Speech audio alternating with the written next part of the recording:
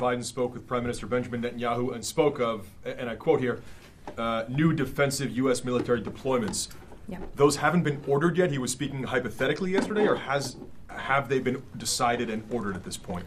The Secretary and the President have been in close conversations about this. The Secretary will be directing forthcoming force posture moves to bolster our force protection.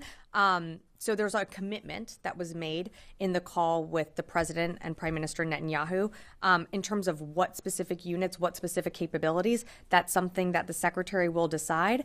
I don't have an exact timeline of when that decision will be made, but that was a commitment that the President reiterated to Prime Minister Netanyahu that you saw on the call yesterday.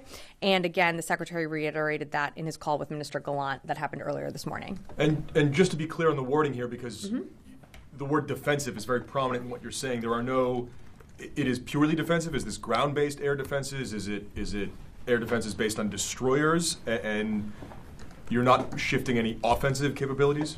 So appreciate the question. So again, these are defensive capabilities.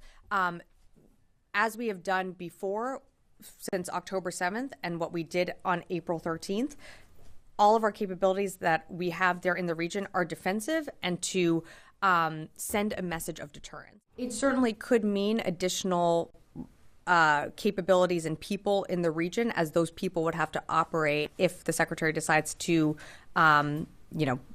include more defensive capabilities. They're going to need to be operated by additional people. So again, I don't have the decision yet from the Secretary. The Secretary it's something that he's going to continue to weigh, and when we have more to read out, we certainly will.